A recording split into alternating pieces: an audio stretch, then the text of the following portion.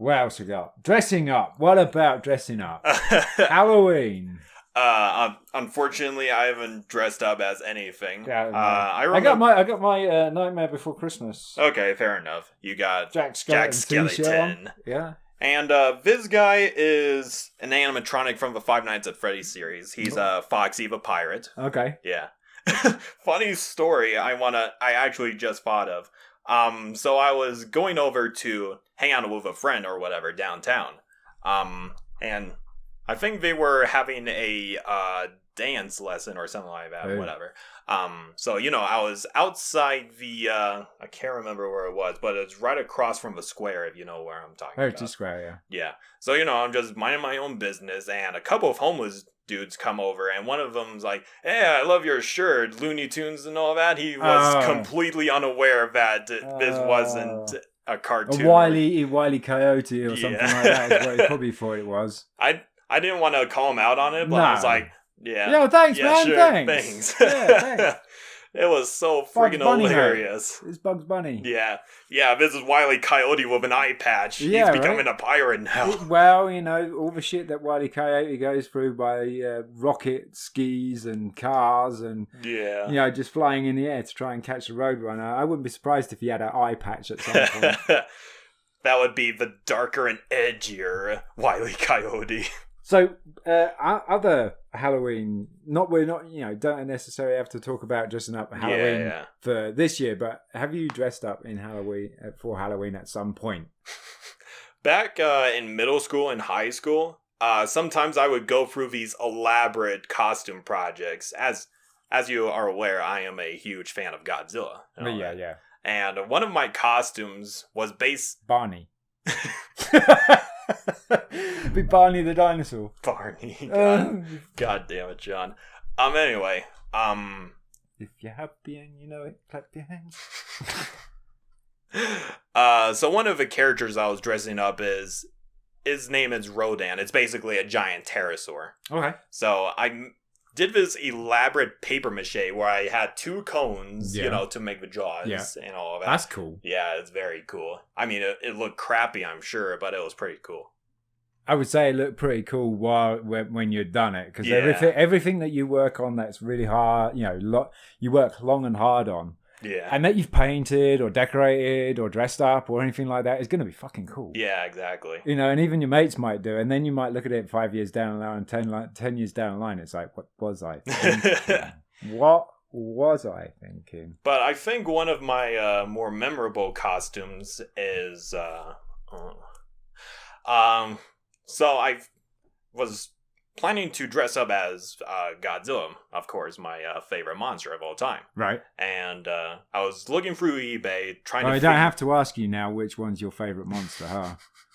We'll get more into that later. Yeah, all right. But, I was looking on eBay or whatever, online shop was back in the day, trying to see if there was a Godzilla mask or whatever. And by some friggin' miracle, there was a realistic-looking Godzilla mask. It was labeled as a dragon because it was all purple and shit. Right. But it had the obvious look-alike of this specific Godzilla from the 1990s or whatever.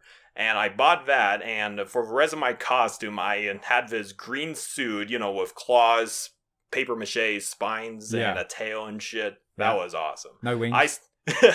I still have that mask to this day, actually. Cool. Did you spray the mask, or did you keep it that colour? So you designed your rest of your costume around the colour of the mask? I didn't.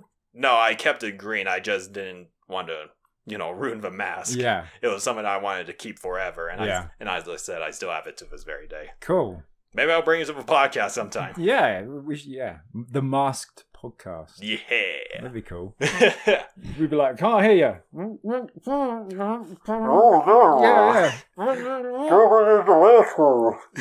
I think I understand.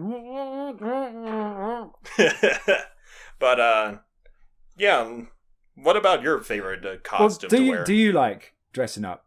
Yeah, I absolutely love dressing up. I mean, obviously, being older, I can't go around trick-or-treating or whatever. Why not? Because I'm friggin'... That actually doesn't make any sense, because we could still go around trick-or-treating. Yeah. Especially if you wear a costume that has a mask on it, so they can't see how old you are. Well, I'm freaking tall, so they probably would. You have tall teenagers or kids? My youngest kid was almost as tall as me at around about the age of 12. Well, okay, fair point, but I don't want to get caught like, hey, you're 23 years old, why are you wearing a mask? Because I want candy. How do they know you're 23 years old? You know, if you're wearing a mask, they ain't going to tell by your height, your size, or anything like that, unless you say, trick or treat. Then I would just be all like, trick or treat. Trick or treat. But anyway, I don't want to get caught for, because I'm older or whatever. What would you get caught for? Heck if I know. Taking people's candy. I don't know. I guess people would see me as this creepy freak or whatever. Well, that's what fucking Halloween's all about, isn't it? You're supposed to be a creepy freak. Fair enough. Just pulling it off. But anyway, but I kind of find a loophole in that because, well, cosplaying exists. Yeah, absolutely. Yeah. Absolutely. So, it's not just for kids. Yeah. It's not just for kids. And for me, my most memorable one was because I used to be in the 501st. Yeah. For those people who don't know what 501st is, it's a group of guys that started off in England, I believe, by a couple of people that just loved movie props and stuff. Yeah. And he and a few others founded the 501st UK Garrison back in England. And these guys, they used to dress up as anything from Star Wars at first. Then it branched off into RoboCop and Batman and all sorts of other things. They've done some amazing costumes. Yeah, I remember following them back in the day when I wanted to try doing these full body armor for Spartan from Halo or something. Right. And they would help you out. They wouldn't make it for you because they're busy doing their own thing. Yep. There was one of the guys that made a full RoboCop costume. And even when he walked, it did the... Wow. And he had the gun. He managed to design the gun to go into his thigh. Nice. Wow. How you do that, I don't know.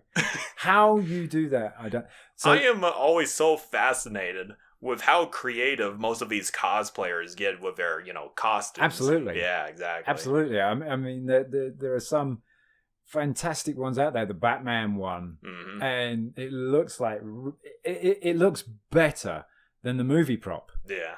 The armor that the guy built, and he built it himself. That's where this shit comes from. People build it themselves. Yeah. And then some people market it and mass produce it.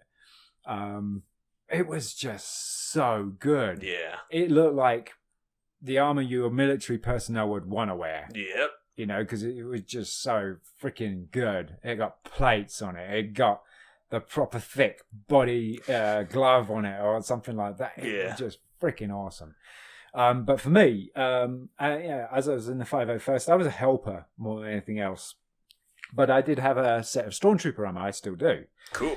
And I think my favorite moment was a Halloween that I very rarely had the day off with the current job that I'm working at. The company that we're working with now. And so I had, I was like, oh man, I'm going to dress up in my Stormtrooper armor and I'm going to catch the bus. And I'm just going to ride the bus, do a full loop with the bus. So there's the Stormtrooper's going to be standing in the back of the bus, near the back door, with blaster rifle in hand. Yeah. Not aiming at anybody. Obviously, yeah. Standing as guard. So, because basically the long and short story of reason why I had to hold the rifle was because the holster that I made, it had perished in the hot weather. Oh, so no. it wouldn't stay together. Yeah. It had actually fell apart because a lot of it was Velcro and press studs.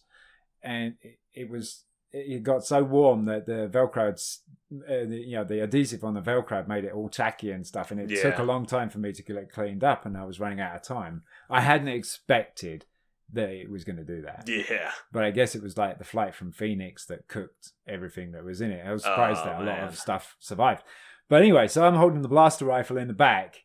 No one knows who I am in the bus. There was one driver that I looked at through the helmet, so he didn't know it. And he's like kind of excited because he's a bit of a Star Wars fan. I know that he is. Yep. And he looks at me And he's like, well, how's this guy going to pay? Because I'm wearing armor, got no pockets, got no nothing. I'm wearing the Stormtrooper armor. I'm holding a blaster. I got the belt that, I have the holster, but it's not going to take away the rifle. So there's nowhere to put money. And what I did was I just put my hand on the console, and I had my pass in the glove. I had the pass in. I had my normal ID in the glove in my right hand, and in my left hand I had the fob. To let me into the buildings. So all I did was lean up against the console, and it green light, and he goes, he chuckled like crazy, and he's like, okay. And so I walked into the back of the bus, and I'm standing there again. And what I loved about it was the kids. The kids loved it, and not only kids, but parents my age of those kids were in the Star Wars era, the Superman era, that kind of thing. Knew exactly who I was, what I was, and they were freaking, they got to take a photo. There was one particular time when I was waiting for the bus when I first started it, at the beginning of the day, and I'm standing next to Route 66, and there's cars coming down, there's a couple of cars coming down, and they turn around, they pull into outside where the base is, and they take photographs of me, and then they bugger off. So while I'm waiting for the bus, I've got people taking photographs of me with them. And then so it was a lot of fun. Yeah. People were like, oh, holy shit, there's a Stormtrooper. Let's get a photo. shit, let's do it. So, and there was one particular driver, Leanna, bless her. And it was towards the end of the day, and I'm riding her route. Yeah. She doesn't know who I am. And I come clean right at the end. I came clean with the rest of the drivers before I hit Leanna's bus, because it's the only bus that I hadn't hit by that time. I've been riding the bus all night for that whole day. So I'd rode several routes. Yeah. I was out there like 7 hours or so. Mm-hmm. And when I came clean when I needed to go into the small break room downtown. And so they looked at, see the Stormtrooper standing there, and they're going to... And then I put my left hand on the door, and the fob activated, and I opened the door, and they're like, but, and then I had to take the helmet off quick, otherwise they were going to get really anxious. Yep. And I had to do that with Leanna as well, because I was riding her bus all the way to the end, and we're at the last bus for the night, and this guy has not got off her bus yet. Yep. And she goes, do I know you? do you drive Route 4? And I'm like, because if I talk, she's going to know who the fuck I am straight away. Yeah, exactly. Because of the English accent. Even though I have the microphone in it and stuff, it's going to be the English accent. So I'm silent, but I'm standing where I am. I'm not standing next to her. I don't want to scare her. I'm still standing where I am.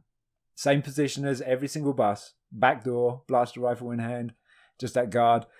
And she's asking me a few questions, and then she's like, well, this is the last run, and I'm kind of worried, and there's no more buses afterwards, and you have to leave the bus now. And we're not even back at the end, so I know she's getting freaked out. Yeah. So we get to a stop. There's somebody on. The last person gets off, and so I walk up to her, and she's like, "Are you going to?" Go back downtown? And then I'm nodding my head, and she's like, okay. And then she starts using the radio, and so okay, she's getting a bit freaked out here. So we got to DCC, and I took my helmet off, and she goes, it's you! Oh my god! She gave me the biggest hug ever. That was so cool, but wow. I didn't mean to scare her or anything like that. So I was doing my best to back off, and not be, because if I was right next to her, next to her driver's seat, and I was like, then that would be freaky, super freaky actually. Yeah. So I kept my distance, but then when I saw her getting anxious, I was like, I have to take the helmet off. So I gave her the blaster to hold, and then twisted the helmet off, and she's like, oh my god, it's you! I didn't know it was you. You were on my bus all day, and it was you, and I can't get a photo. So, yeah. It turned out well. Wow. But I used to love dressing up. I suppose I still would like dressing up in the Stormtrooper armor, even though I'm not a great lover of Star Wars. Yeah. Because the other one that I enjoyed, and it wasn't a Halloween thing, but just dressing up in general, it was when the Star Wars Galaxies was being released. Yeah. On PC. Big deal. And I was friends I would always be at games, computer video game shops and stuff. Back in England, this shop was called Game Master or something. I can't remember now. Anyway, they had a point of sale of where the Star Wars Galaxies was going to be and stuff, and I said, "Hey, guys, I got Stormtrooper armor, and I'd love to stand at the point of sales in your shop if that's okay." They know me, so they were like, "Well, we can't pay you, Sean." And I was like, "No, this is for fun and it's for free, and I enjoy it, and it should look good for the point of sale." Okay, so I did. So I stood there for a while, and inevitably you get kids or people poke at the armor, and pull at things and stuff. So I'm still standing there. Blaster, usual guarding poise, but not the blaster in the air this time. It's kind of ready to shoot. Yep. Yeah. And they're looking in, and then they walk away. So I'm seeing all this, and then they're walking around and they're doing their thing. And then there's a load of kids came around, and there was one particular one which was quite funny. This lady come up and she's looking. She's like, "Wow, it's so real." And then she's talking to the guys that are at the back of the till, and they're obviously in on it. So they're like, yeah. So she starts walking around some of the shelving units. So I start walking behind her.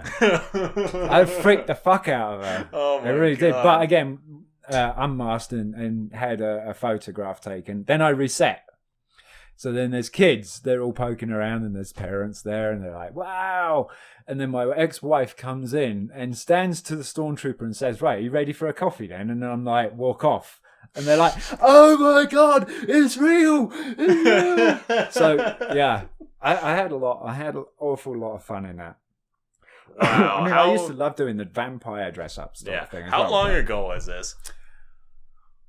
I want to say about 20 years ago now. Wow. Yeah. Jesus I would say about Christ. 20 years ago. I joined FOVO first about 23 years ago.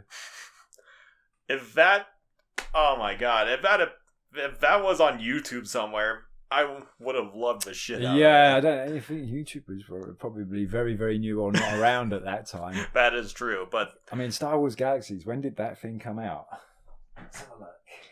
it was like, I do remember a certain part of Star Wars Galaxies that had a DLC for General Grievous or whatever, so it could have been that old. Star Wars Galaxies, not Star Wars Old Republic. Yeah. Star Wars Galaxies is a very failed game. MMO. Yeah. That's what I was thinking. God damn. Star Wars Galaxies. Let's see. Release date was. I used to have that shit. Damn. Can't believe it.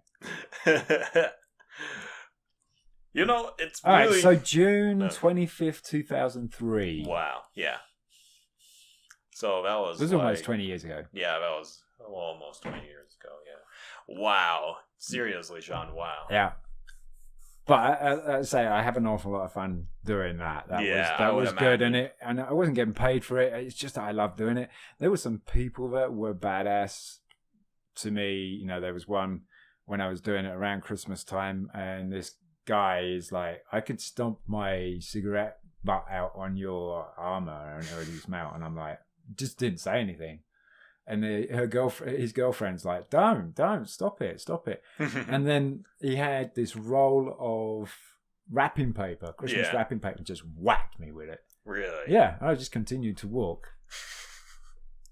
But yeah, there are some dickheads out there, but not that much. Yeah. A lot of great reactions from kids. That's what I really did it for as a kid. Yeah.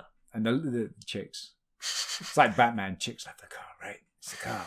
No, chicks love the armor. I love the white armor. That's the armor. I did a nightclub job for a couple of friends. They ran the nightclub. They did the actual theme of the night as well, and they asked me if I could work the door with a proper bouncer. Yeah. And just stand outside with Stormtrooper armor, and then I could come in free and dance. I would dance on the dance floor with the armor on, fully clad, fully armored up. I got chicks going down the side of me and everything. Well, until I took the helmet off and they all ran away. No, seriously, they did. You were a literal chick magnet until you took your helmet off. And I was like, oh, fucking hell, that's ugly.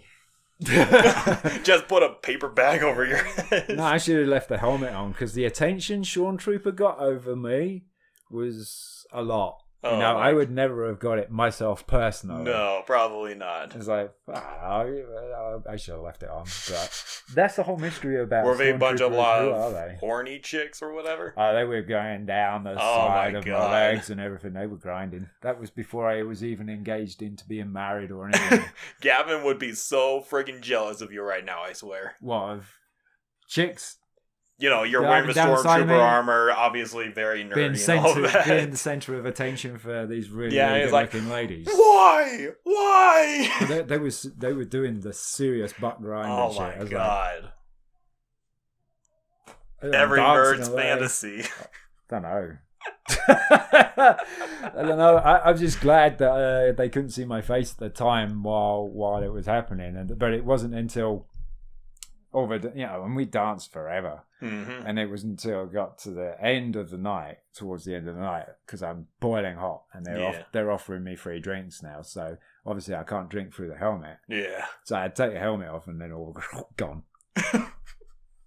But I didn't care. I had a fucking good time. For one night, you were a superstar. Sean, the Stormtrooper, the womanizing Stormtrooper. No, he wasn't a womanizing one because he wasn't doing anything. Yeah, all he was doing was dancing. He weren't using women or anything. The women Sean. were actually taking photographs of themselves dancing, grinding down the side of my legs or whatever. And it's like, okay, I've never had this happen to me before. Okay. So, that is the best story I've ever heard. It's probably blushing like crazy underneath the helmet. Like I say, I'm glad they didn't see me. I would imagine. Yeah. I had a lot of fun. God. Well, we're on the subject of Star Wars related stuff, by the way. Right. We're going on the subject of scariest moments in non-horror games. Oh. And for me, I'm not sure if you've ever played this game because you're PS guy and I'm the Xbox guy. But one of the first games I ever played, which came with the original Xbox console, was Star Wars Clone Wars. And basically, you're playing as multiple characters who drive different vehicles and whatever. Yeah. And there's a certain level on this ice world. It's not Hoth, I know what you're thinking. All right. And the mission was basically to go to this tomb of his ancient Sith Lord turned Jedi or whatever. Yeah. Eula Kaldroma is his name, the apprentice of Exar Kun. In case you're wondering. I'm very aware of Exar Kun and all of the Old Republic stuff. The extended universe. Yeah. Rest in peace, extended universe. Anyway, they should have followed the books seriously. Yeah. Anyway, so I just defeated an entire Separatist armada or whatever, the core ship and whatever. They had a bunch of Hellfire tanks coming out after me and whatever. I destroy the core ship. I get into the temple, but the battle droids are the least of my concerns because apparently there's a bunch of Sith spirits or whatever in that's right. in the cave. Yeah. And I needed to destroy their tomb or something. But I was a young kid at the time and I had a bunch of these ghosts coming after me while I was in this tank. Yeah. And despite, being in this goddamn tank that shoots missiles and shit, I was just so afraid of all these ghosts coming after me. Right. And at that moment, I just stopped playing that game for a week or whatever. So it really, really scared you? Yeah. Oh, shit. And I never got back to playing it until one of my dad's friend's kids or whatever played the game and beat the level for me. Okay. Yeah, no, I actually remember that game because I used to have an Xbox. Oh, really? Yeah. You know exactly what I'm talking about. I used to have the original Xbox and the 360. I never got to the Xbox One. So, yeah. In fact, let me see. No, my first console was the PlayStation before it became even the PS1. It was called PlayStation. And then I got the Xbox. Then I had PlayStation 2. And then I had Dreamcast. Then I had the Sega Saturn. And I had the N64, and there was another one that I had, and I can't remember what it was. So I had quite the collection of consoles going on. So I had an array of games. Is it Myriad? Yeah, something like that. Yeah. Of games. So yeah, and because I was the huge Star Wars fan, I would always be getting the games. The Xbox I got because of Knights of the Old Republic. Yeah. That's the whole reason why I got it. The reason why I got N64 was for Rogue Squadron, that kind of thing. So all my consoles were driven by Star Wars games. So I remember that. And I remember all the old PC Jedi Knight games as well. Dark Forces. Yeah, that was cool. I remember playing those a couple of times. I mean, I had a friend who owned a lot of those games, but I never played them extensively, if you know what I mean. I still have my copies. They're just in England with my Star Wars collection. There was no point in bringing them over because they're for PAL machines and not NTSC. Yeah. Granted that some of them would probably work on NTSC machines like PlayStation 3 stuff. Yeah. That all works on PlayStation 3, doesn't matter where you're from. They're not region locked. The DLC, the store is region locked. Yeah. So you could play the original Star Wars game from PS3 onto your American PS3, no problem, or vice versa. Yeah. But they were part of the collection and I valued the collection, so the boxes are mint. The receipts are still with them. I would always have two of them, so one of them would still be sealed and the other one would be played. So double up on that. So that's where most of them are. The only game is the Old Republic collection, collector's edition there that Gavin wants to offer me. Yeah.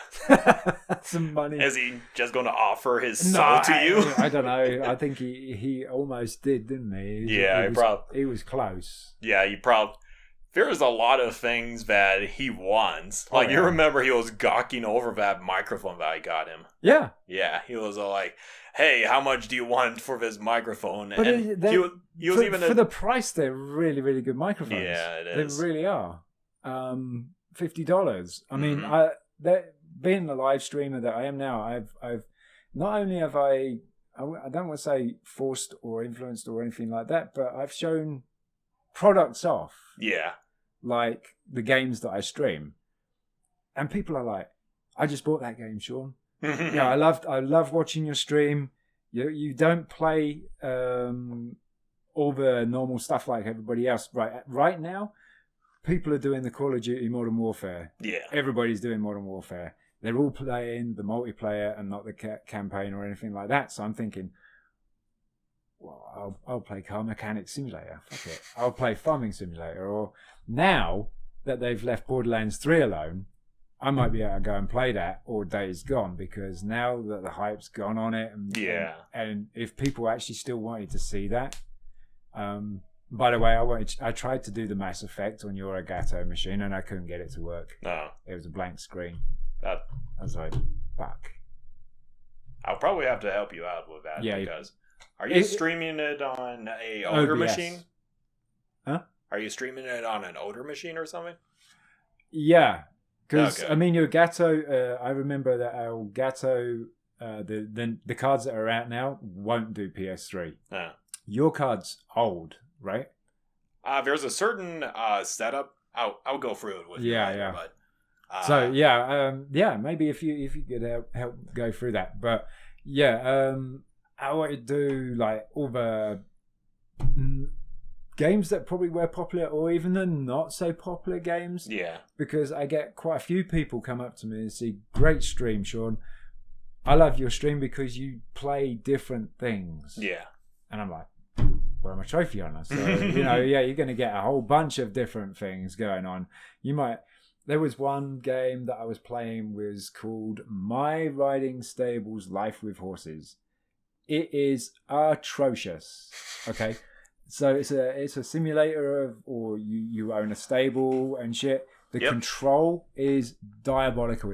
It's Resident Evil 5 tank controls. Yeah. And going back to Resident Evil 5 and horror games, the most horrible thing of that game was the control. Yeah. Not the story.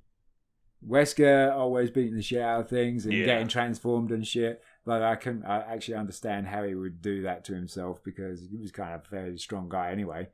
But wanting to be an Ouroboros, yeah. The tank controls in Resident Evil 5 were just unusable.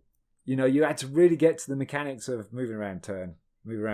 Yeah. And you couldn't walk and shoot. You had to shoot while you stopped. Yeah. Like a tank. Yep. So that was the same thing with this life with horses shit. It was awful. And then some of the mini games in it are just not easy to do because they're just so badly written. Yeah. But there's these people in there that people are like, what the fuck are you playing?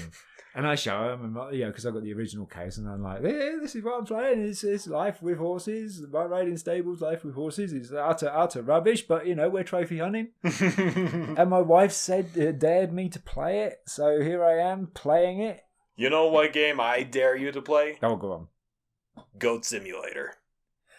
I haven't got it, and I did tell my wife because it's on like a sale at the moment because of the Halloween sale. Yeah.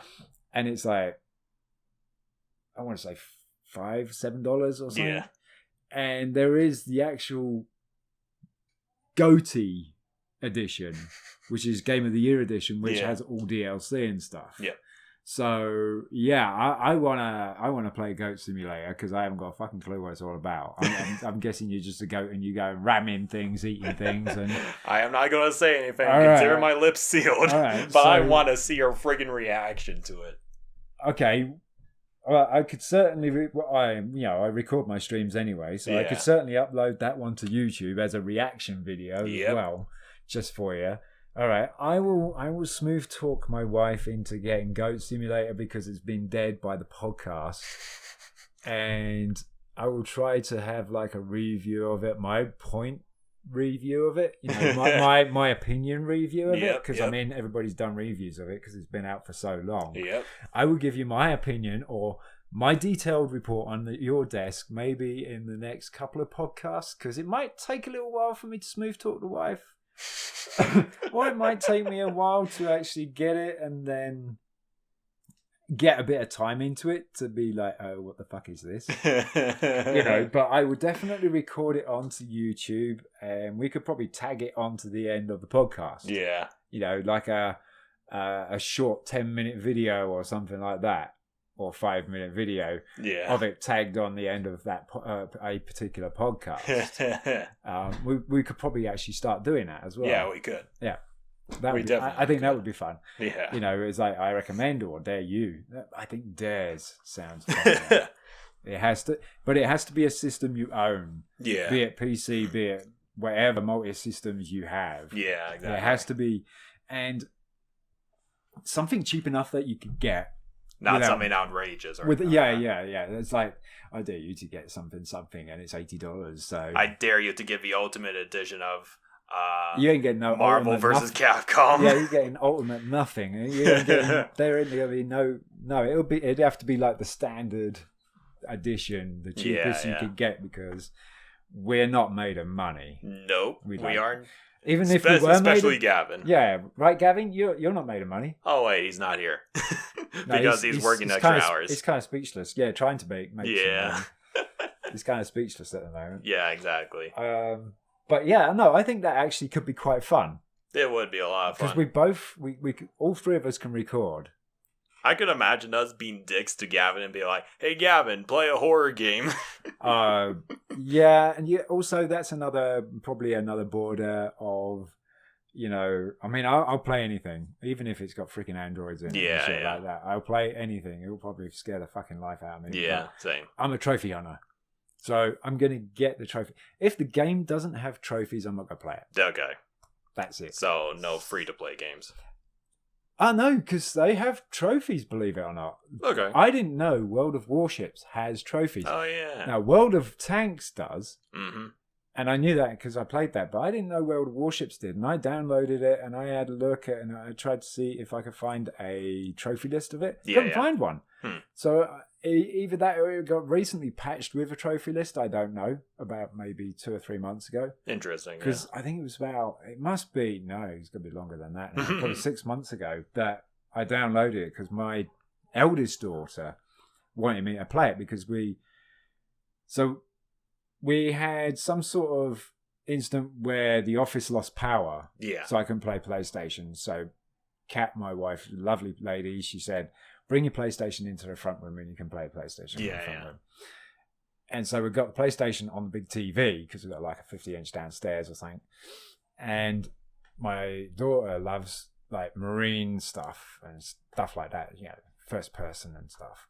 But my youngest can't because of the epilepsy. So you had to kind of find a decent balance. And I did World of Warships.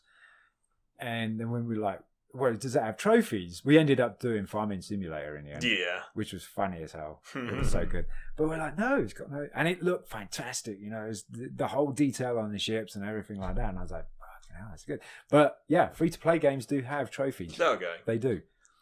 Well, yeah, I'll be sure to do my research on particular games I want to play. Goat Simulator does, I know. Yeah. Anything that's PS4 does. Yeah. For the most part.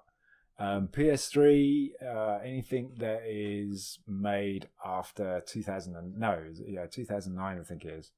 No, is that? I would say 1990. No, I think it's 2004. 2009, 2005. 2006, that area is where PlayStation 3 started to get their first trophies. Mm-hmm. So anything that's older than that, I don't own. Yeah, gotcha. I don't own. I used to have Oblivion because I love the Elder Scrolls games. On PC. Do.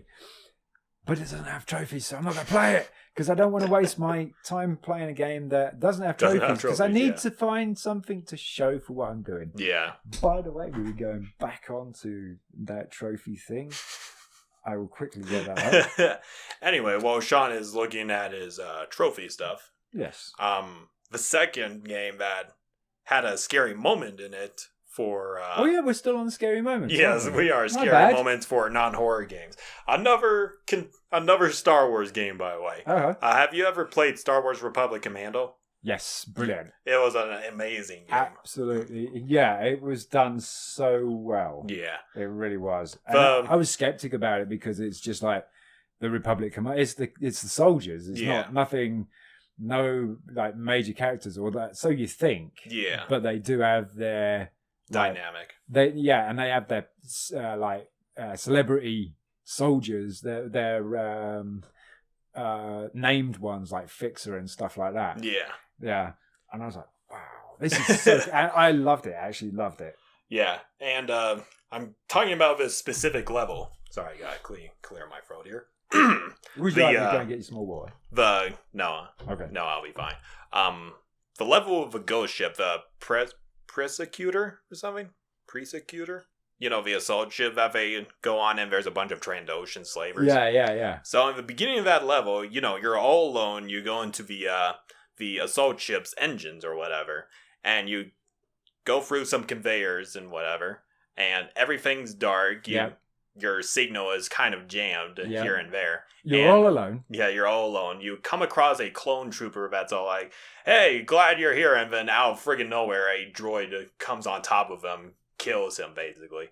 And you continue on, and this is the first moment where you encounter these scavenger droids, which are these little buggers that, fly around, jam your signal, and when they get onto you, they drill into your head, and you're trying to jab them, get them off, like, get off of me! That's kind of, that could be kind of scary. Yeah, because you're like, oh, fuck.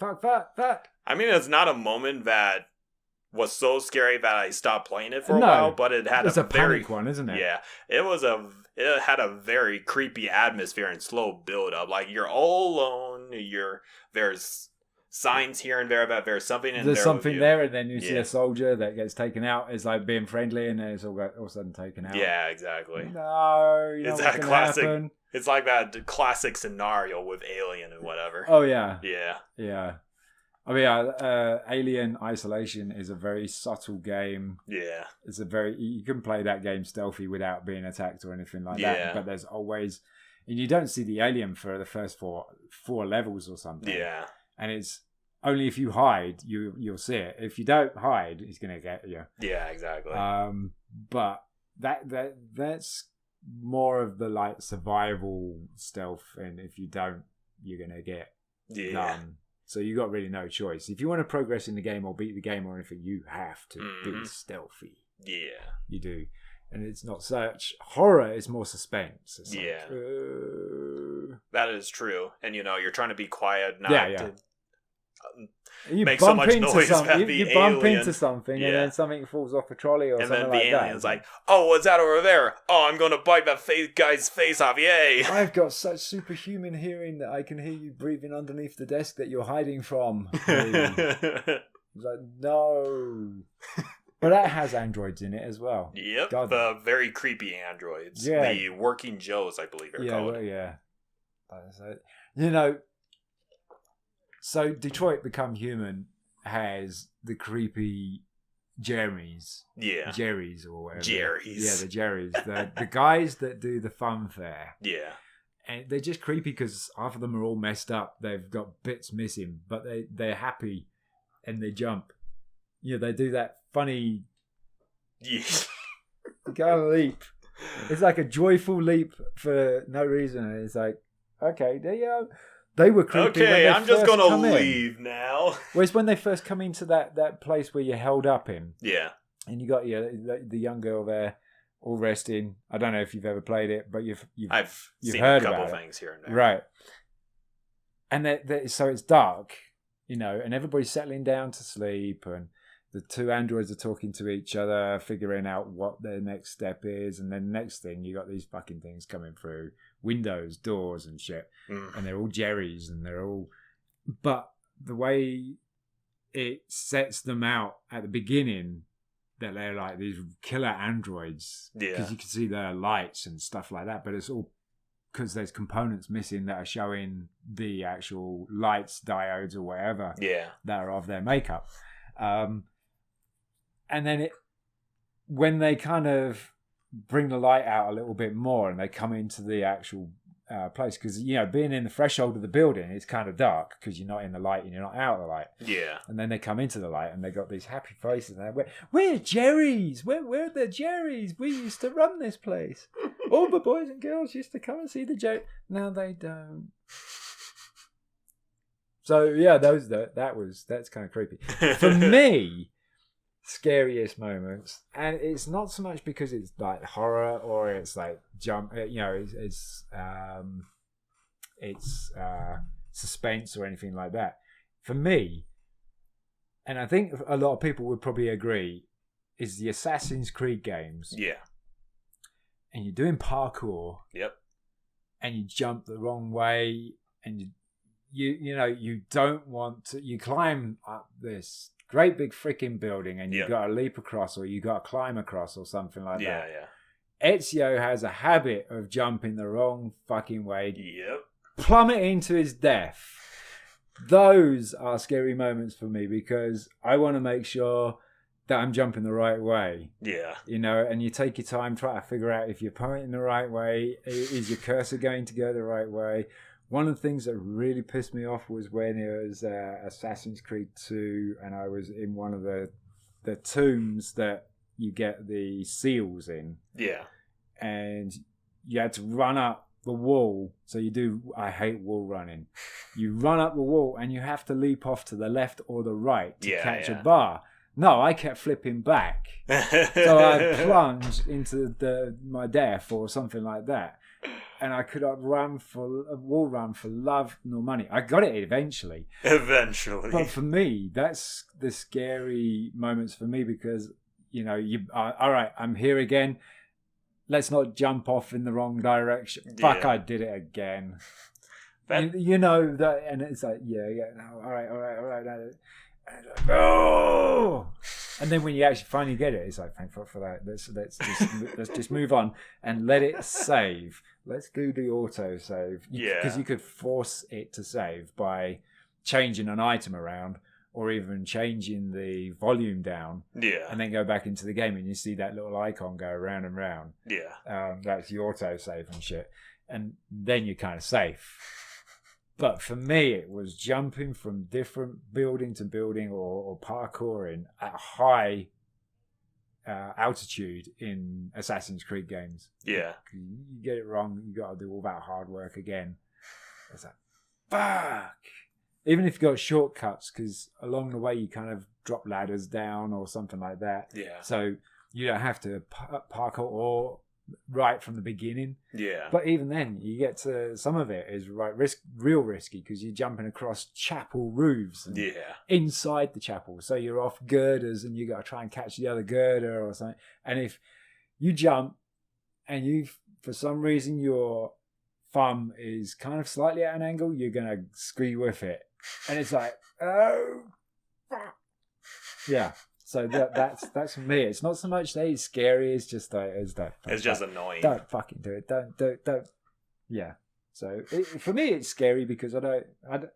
Every time he falls like that, it's like, ouch. You feel it. Yeah. And I'm like, I guess it's really itchy fucking nose. Yeah. I guess for you, it's scary annoying. Scary annoying. Ooh, scary annoying. Haha. I did my first pun since the first episode. It is scary annoying. Yeah, it is. Yeah. We might have to use that. Yeah. I think for our last subject, this is something that I always love to do. Gavin, not so much, because I'll explain a little bit. I love voice acting. Ah, yes, that's right. You are a voice actor. Yeah. I mean, obviously, YouTuber, commentator. Yeah. Cannot speak right now. Commentator, I obviously have to use my voice so that the audience can obviously hear me and my reactions to everything around me. Yeah. But your reactions, you don't act them, do you? No, I don't. Good. They're all genuine, I guarantee it. Good. But you can see through that. Yeah, exactly. And a lot of people say I'm a really horrible liar. So, yeah. Really? Yeah. Oh. Okay. I mean, it's pretty obvious if I'm lying or something like that. Oh, okay. Yeah. Gotcha. So one of the things that Gavin has I want to say, we're going to dedicate this to Gavin. Should we? Because it's going to annoy him, right? Yeah. But one of the things I love doing on my YouTube channel is around Halloween time, I go through these different personalities, like Jacqueline Hyde, yeah. For the ArtificialDragon, it's just everyday me, like, yeah, just playing a game, holy crap, and all that stuff. But around Halloween, I change into this other personality that's basically with his scary voice, like, hello, time to recruit this monster into my army, or something like that, That's cool. Yeah. But Gavin really hates it because he's all like, why do you have to change your voice right back? That's so cringy and all of that stuff. That's probably because he doesn't expect that kind of voice to come out of you. Yeah, exactly. Or, it works with you every single day or most of the week with your normal voice. And then sometimes I'm sure you throw that out there. Yeah, and sometimes I love doing these voice impressions. Like, are you familiar with Team Fortress 2? No, not overly. I know what it is. Yeah. Are you aware of the soldier class? No, I'm not really aware of any of the games. All right. So my girlfriend loves TF2, and sometimes I do impersonations of all these different classes because, they have all these different unique personalities. Yeah. And one of the classes that she thinks I sound like not dead spot on, but the most closest to is the soldier, who's basically this stereotypical American, like, God bless America and all of that stuff. Yeah. But times 20, basically. All right. I'll give you an example, like, Screaming Eagles! Like that. Okay. I gotcha. Yeah. I love voiceovers. Like, before I ever did YouTube, I was into doing machinimas, if you know what those are. Basically, they're movies that you make with a video game engine, like Sim Simulator or something like that. Okay. So, I always loved doing, I always wanted to do a machinima one day, but I also loved doing voice acting because I was deep into Halo at the time, so, I would do these deep voices for the elites, the alien characters that you fight in the video games, where it's all deep, like, I am an elite and all that stuff. Yeah. Yeah. Right now, one of my most popular videos is this voice dub of Five Nights at Freddy's, a fan voice dub. Okay. Yeah. So obviously I have... So you're voicing the characters in the games instead of letting the characters in the games have a voice. Yeah, exactly. So you're dubbing over the game. Yeah. Alright. And, let's see. The list I put here is, if you were a monster, what would your voice sound like? Yeah, you see, I have a difficult time with that because I think my monster wouldn't have a voice. Yeah. It'd just creep up on you and kill you. So you're basically Michael Myers. No. I mean, so Michael Myers is human. Yeah. Whereas monster is just anything. It could be a human. It could be an animal. It could be anything. It could be an alien. Yeah. A monster is anything that's scary. So it would be something that sneaks around. Yeah. I mean, like the alien, it uses the environment and shit like that. So mine would definitely be a stealthy one, and it wouldn't say much at all. Okay, so you're of a strong silent type. It would be a very, very strong silent type because, I mean, sometimes a voice can give the identity away. Yeah. So if you're say somebody Jekyll and Hyde type character or something like that, or Batman or something, even though Batman has a voice changer, but it's neither here nor there, you would be able to tell an identity of the monster or something if they were in its normal Hyde form as opposed to the Jackal sort of thing. Yeah. You'd be pinned down pretty quick. Yep. Whereas if you're the silent one, you don't have a voice or a face. Yeah. It's kind of scary not having a face. So it would be like it'd be like a ninja type thing, but without a face. Yeah. Yeah. Obviously, it would feed somehow. Yeah. And well, for me, if I decide to be a monster, it would be a reptilian sort of monster. It would have to be, right? Yeah. Well, it would I'm have the to artificial dragon, so of course I would love reptiles. If artificial dragon actually had a voice, what would it sound like? Well, let me see if I could try and get into my deeper artificial dragon voice. How are you all doing today, everybody?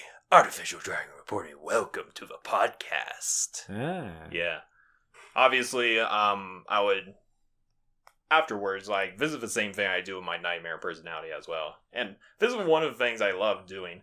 I go into this deep voice, but afterwards I go into Adobe and do all these different effects, make them more dragon-like and more mechanical. Right. So you just set a base for it and then you play with it afterwards. Yeah, exactly. Yeah, because there's like a lot of people when they do the slow motion. Yeah. You are going to give us your money. No. Yeah. That because it's a properly recorded voice like we're saying now, and then they slow it down. Yeah, exactly. So,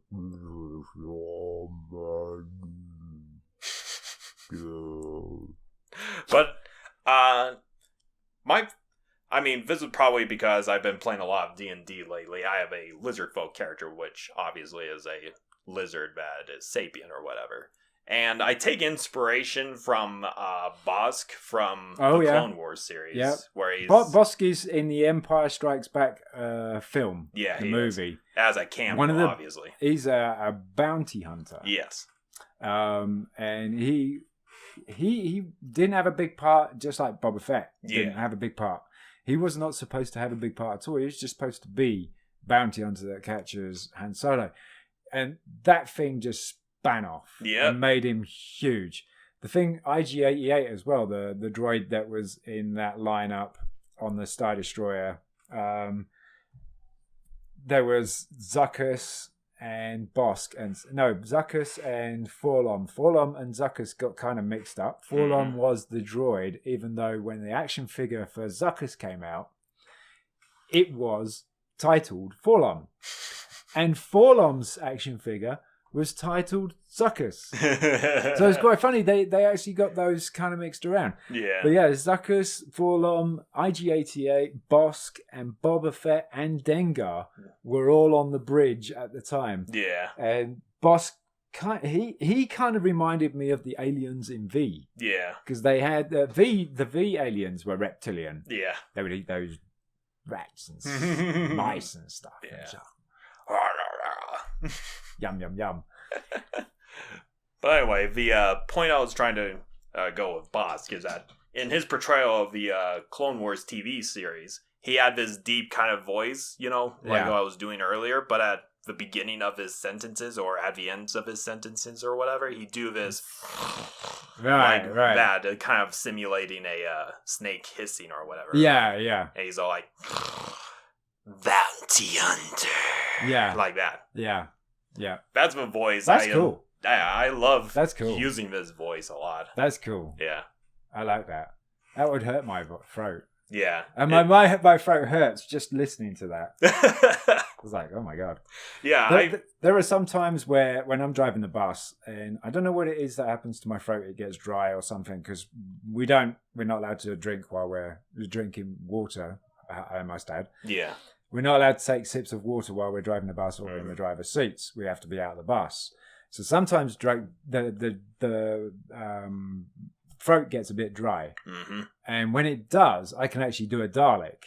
Really? Yeah, and it's a lot of fun when I used to do it in the evening and I'd have an empty bus. And of course we have microphones, don't we? Yeah. So I'd be like the Dalek, but I'd put it all outside. So I'd be driving the bus down 66 or Route 2 or something like that, and the bus would have the Dalek voice.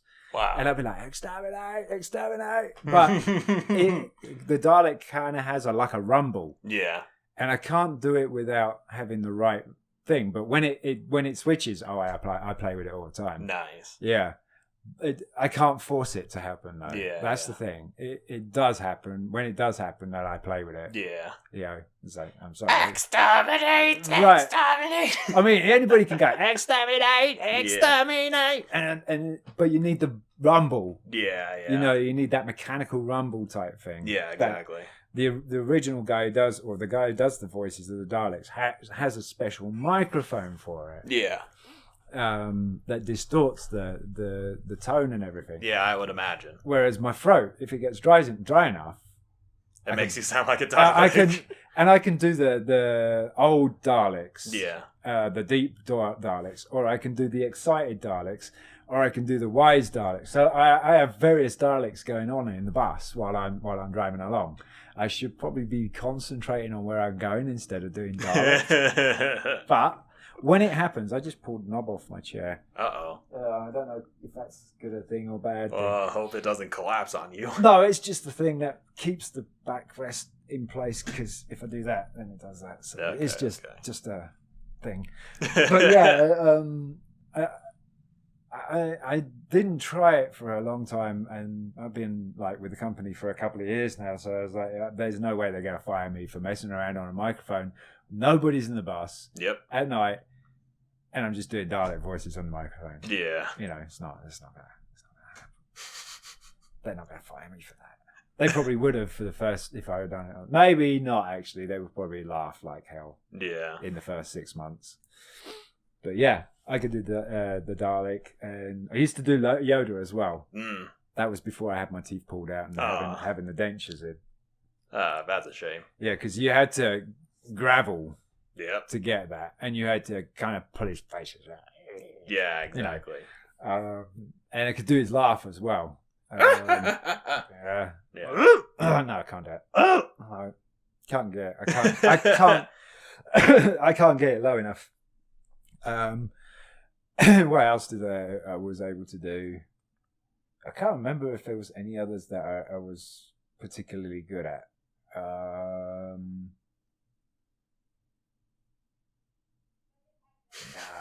I can't think of any others. Yeah. That I'm was I'm sure there are a few, but But yeah, point is, I just love voice acting, and if I were to be a monster, that is the way I would want to voice. So you'd be a reptilian monster with the reptilian voice. Yeah, it's like deep bouncy. I am the artificial dragon reporting. Slimy humans. Like that. Nasty hobbits is. And dragons is. Yeah. The podcast is. Happy Halloween, everybody. Yeah, I'm glad Gavin's not here right now. He would be so freaked out. Oh my god, stop it. Stop it. Knock it off. But back to the same subject of monsters. What would have to be your favorite kind of monster?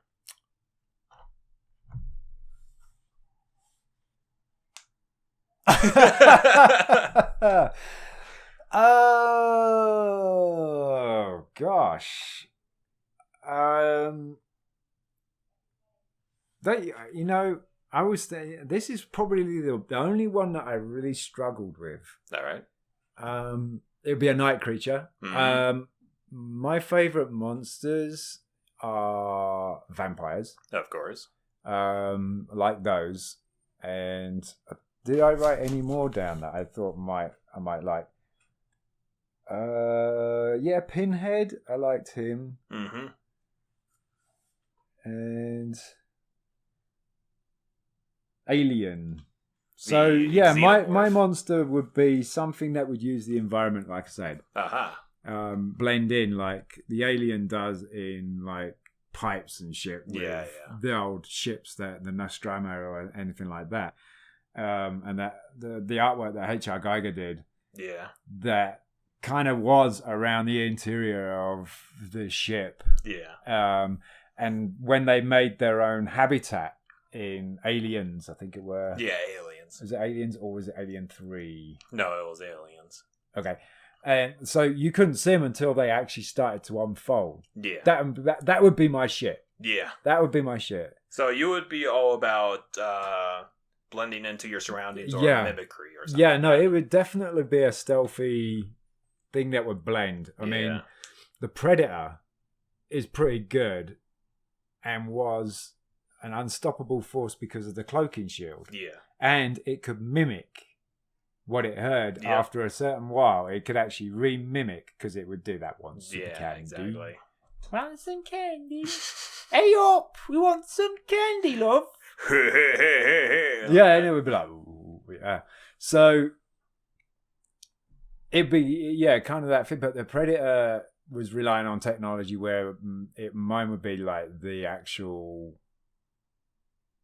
thing that the creature can do, like a chameleon can. You know, can just blend and disappear. Mm-hmm. That is true.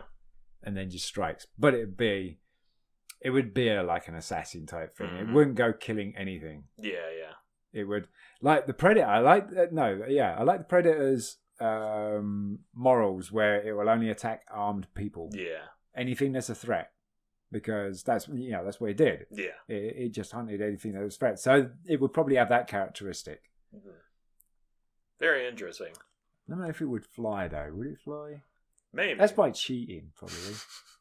Maybe. I mean, it blends in over everything else. It wouldn't need to fly, would it? Really? Yeah, I suppose not. For me, sometimes I also love supernatural creatures like vampires, as you pointed out earlier. Yep. Dragons are technically supernatural creatures. Yep. And poltergeists, ghosts. Yep. Let's see. Ethereal, yeah. Freddy Krueger is also supernatural, sort of, right? I would have thought actually he's more real. He's the more... at first he was probably a real person and then obviously died and now he lives in people's nightmares and shit like that. And that's where... So... No, I don't think he had supernatural powers or anything like that. It was more the people's fear of what might happen is what killed them. Yeah. It's not him that killed him. It's the fear of the Freddy Krueger is going to come and get you at night. 1, 2, he's coming for you. 3, 4, better lock your door. But the reason why mention supernatural creatures is a lot of serial killers like Michael Myers and all the they are real. They're obviously real. They are, right. And, they're... But then become demonic. Yeah. But they're as mortal as any other man, right. So they could obviously be killed. But the supernatural element, it's such a huge unknown. You don't know how to kill any of these creatures. Can you even kill them at all for that matter? Right. Yeah. I mean, definitely, goes down to the new Terminator that's out. Yeah. How the fuck are they gonna kill all that shit? I mean, that would probably be my biggest fear right now, is something running around like that does that. You may as well just roll over and die. Yeah, exactly. There's just no way you're going to get away from that. I'm so intrigued. I want to see that film to see how they kill it. Yeah, exactly. Or they might not. Who knows? Yeah. But another thing that also intrigues me is horror movie characters that wield fear as a weapon. Manipulate somebody's fear. For example, you fear androids. What if that monster uses your own fears against you? A vampire does. Yeah. A vampire seduces. And so I guess you're fearful at first, and then he kind of charms. Yeah. Or they kind of charm. And then you're brown bread. Yeah. Yeah, you're dead. But I mean, so it kind of manipulates. Yeah. But I mean in the sense of for example, I know this isn't supernatural or anything, but the Scarecrow's fear toxin allows you to hallucinate your greatest fears. Yeah. What if that actually became real and you died by your own fears? You don't think that's real? You don't think it's real? Well, I'm talking about... I mean, how it's got to be possible. There has to be, because let's face it, LSD, drugs and all that, heroin and shit like that, makes you feel like you're superhuman, apparently. Yeah. So there is a drug out there or chemicals that do that already. Yeah. And I've heard so many times that people, I mean, they ride our bus and they probably use drugs so much and they're not using it anymore. But the thing is, they hallucinate there's somebody sitting next beside them. I've always, you see the ghost talkers all the time. You got people that are like, what? That's not what I said. They're kind of talking to themselves, but there's no one else on the bus. Yeah. And at first when I was, picking people up like that, and I'd never had, I was wondering who the hell they were talking to. And I couldn't see anybody. And then I kind of got it. Yeah. So there are drugs out there that like the fear toxin for Scarecrow, because it makes you paranoid. Yeah. Drugs will make you paranoid. Then you start thinking that people are plotting against you. Yeah. Then you start going nuts. So it's there. That kind of stuff is out there. It might not be the same thing, and it might not do the have the same sort of reaction as such. Yeah. But there is drugs out there already that are doing that. I mean, even alcohol does that to some people. Anxiety on its own, then fueled with drugs, you got quite the thing going on. Yeah. And it's probably why we got a few nutcases in the world. Yeah. With that kind of combination. And then you got PTSD or whatever, any other kind of post-traumatic thing. Yeah. Mix it up with, and that's how you get the supervillains in the Batman films and shit like that, is because they've been through some sort of traumatic thing. Yeah. Like Joker made Batman. Batman made Joker. Yep. That kind of thing. And they kind of blame each other for making each other. Yeah. In the old 1980s Tim Burton? Yeah, with Michael Keaton. Yeah. And he drops Jack into the vat in Axis Chemicals while he's Batman. But yet Jack kills his parents. Yeah. So he makes him Batman. And then Batman catches Jack and then drops him in the vat of chemicals that makes Joker give the smile. That kind of thing. So, yeah, that shit's around already, dude. Well, you know what I was saying, your greatest fears, materialize and obviously are very, very real. And it's an interesting challenge if, you're sending this monster that could make your greatest fears come to life, and the entire challenge of the protagonist is overcoming those fears. Right. Yeah, well, that's what makes you a better person. Yeah. But that's what I'm saying. This stuff is already in the world. Yeah. It's here. It's not make-believe. It's not shit. Some people like to think or treat it as make-believe because it's easier to deal with instead of accepting it or being afraid of it. Mm-hmm. But those poor people out there that have been...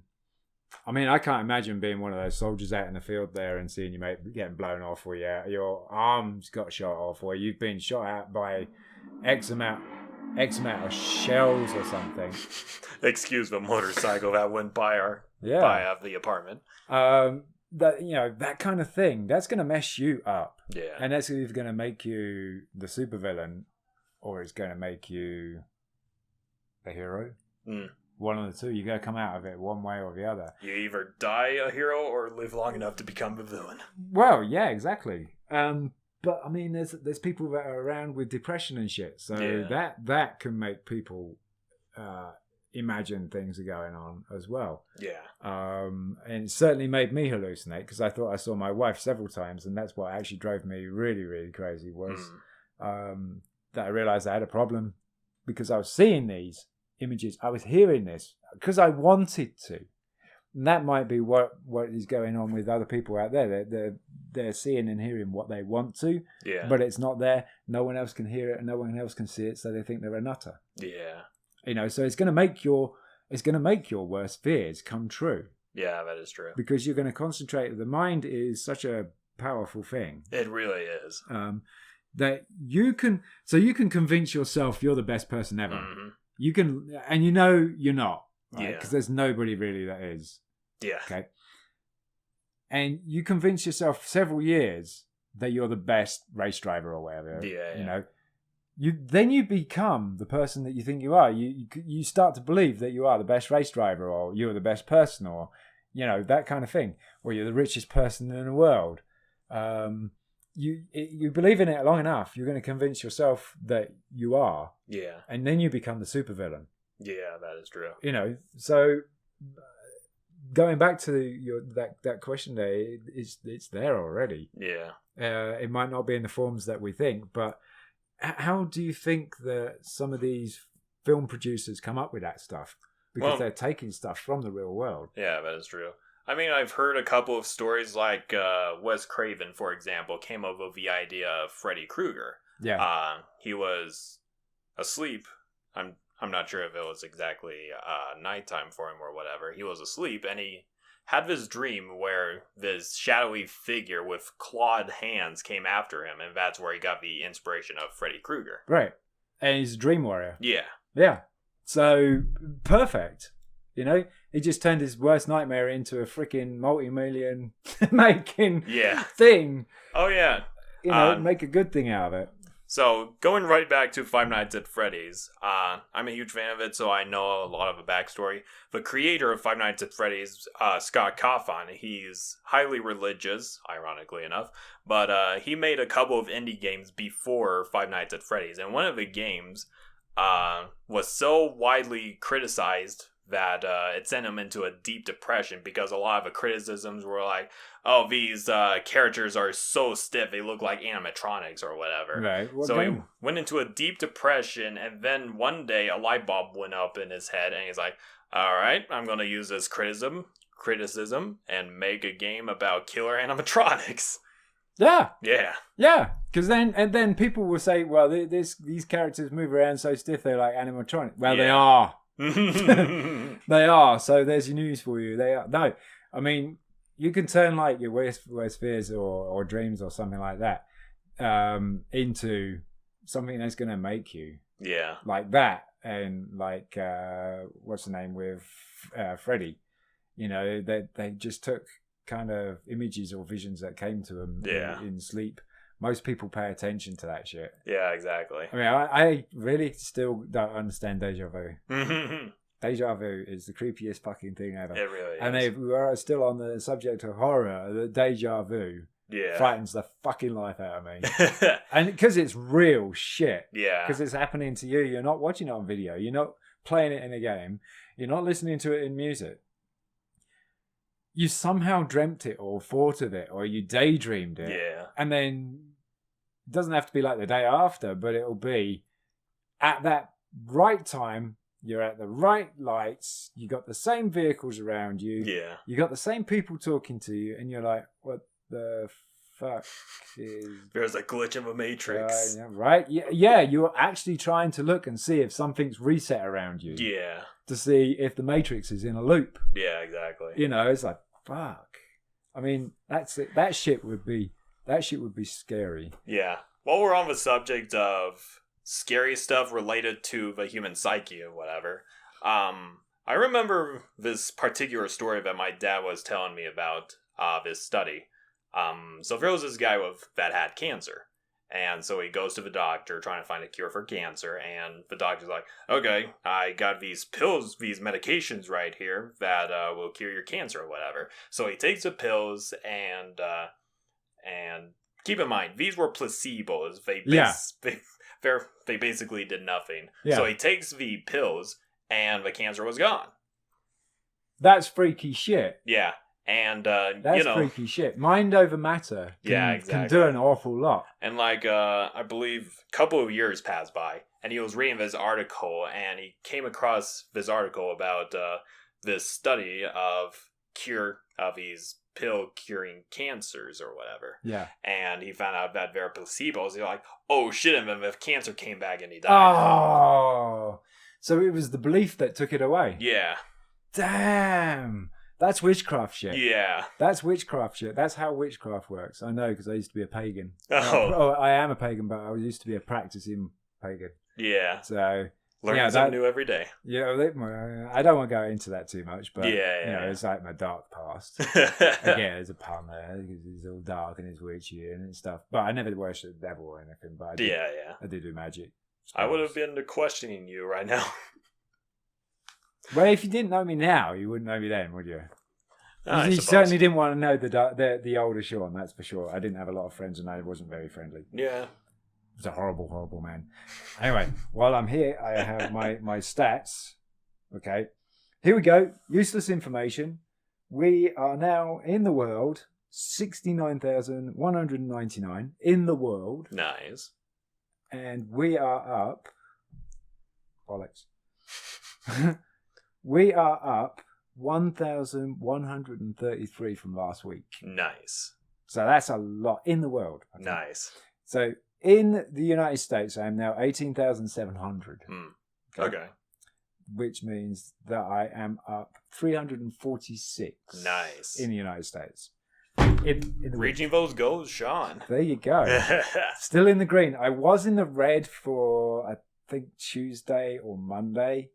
Because I hit a game, I was trying to platinum, which was the South Park one, and it took forever to get the boss battles and shit. So I didn't earn trophies for a couple of days, and then my rank kind of went into the red. But it was, and I was mortified. So going back to the horror thing, I was like, oh shit.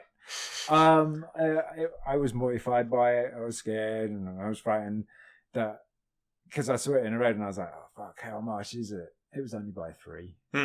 Even though he dropped that 1 or something like that, it's still going to go in the red. And I was expecting it to be like thousands because I hadn't earned a trophy in so many days. That I was like, oh shit, always hard work. I may as well give up. And it's like, yeah, you were down -3 from last week. I'm like, oh, okay, that's not so bad. Okay. But by the end of the week, I pulled it back up. Yeah. Because I managed to get the platinum and several others. Yeah. Yay me. Yay you. Yeah.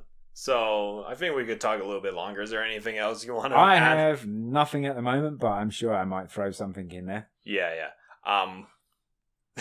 Jesus, we're reaching almost 3 hours right there. Anyway. Holy shit. Yeah. I think I was going to listen to us for 3 hours. Yeah. I don't know. Kind of went overboard with this one. Anyway, so one last story I want to recount with the fear of, alien creatures mimicking into human-like forms, like the Thing from John Carpenter's The Thing. Yeah. Do you ever get any of those scam phone calls or whatever every once in a while? What, like? Like, you see this phone number that you don't recognize, you answer, and it's like, hello, would you like to sign up for something? Yeah. I mean, everybody does, right? So I kind of block the numbers after they phone. Yeah. So like go away. 2 years ago, I think, this was when Gavin was starting to work with us or whatever. And I was still living in my old apartment. And when we were still working with a night shift as well. So I was waking up early. I was waking up to my phone ringing, and I pick up my phone. Usually when you're looking at the number that's calling you, it would say something like, the numbers, the area codes, and all that. Like it's from Mississippi or something like that. When I looked at my phone screen, all it said on it was Mark. And I was like, what? Huh. Yeah. And no capital M or anything like that. It was all lowercase and Mark. And I'm like, huh. The only Mark I know is my boss. Right. And like, I was like, am I going to answer it? How did he get my numbers? And why would my phone know it's Mark or whatever? Yeah. So this happened in like a fraction of a second or whatever. And I was like, okay, screw it. I'll answer it. Hello? I hear absolutely nothing at the other end. So I was like, huh. Okay, so... Oh, actually, no, I think they hung up on me or something like that. Okay. Like, huh.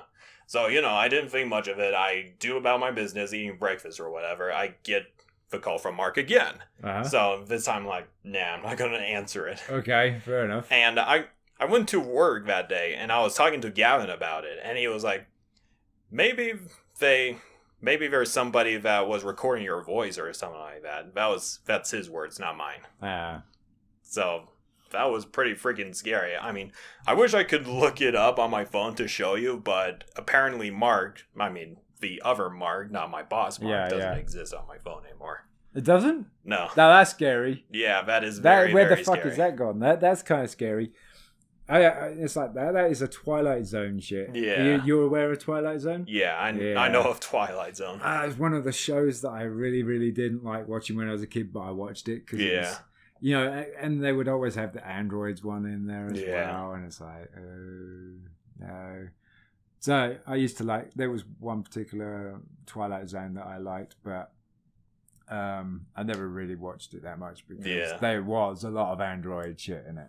Yeah. Especially the old android shit that would frighten the life out of me. It's like, no. And I think did I mention that I'm scared of androids? Yes. Very thoroughly, my friend. Yeah, too many times, probably. Yeah. I don't know.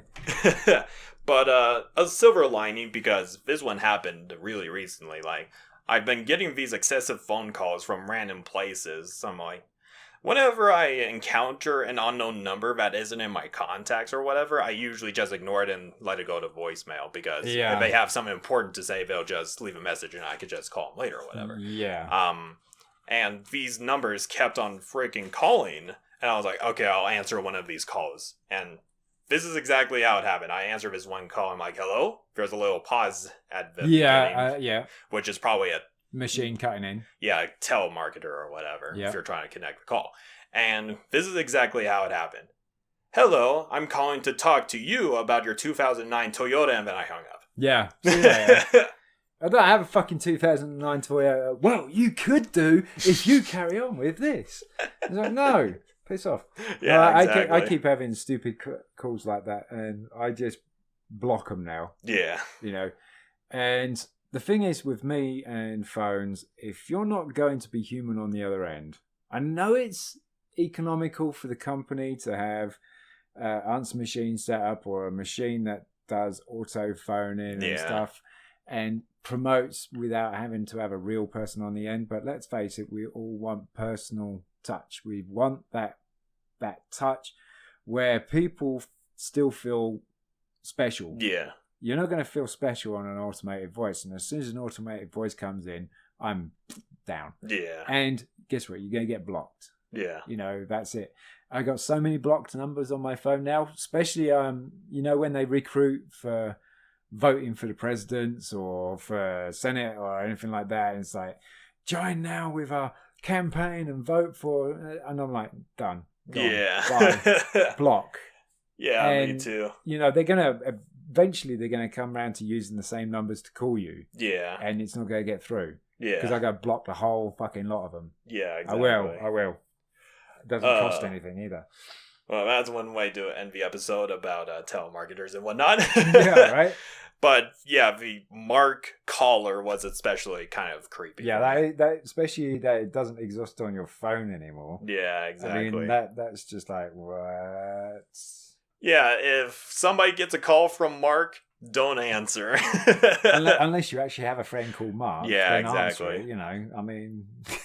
or anything that has all lowercase letters right. and doesn't have any area code numbers or whatever, do not answer. Yeah, we calls. see my wife. She sometimes has unknown number on her phone. Yeah, and of course I don't know it's her, so I don't answer it. And she goes, "Why don't you answer your phone?"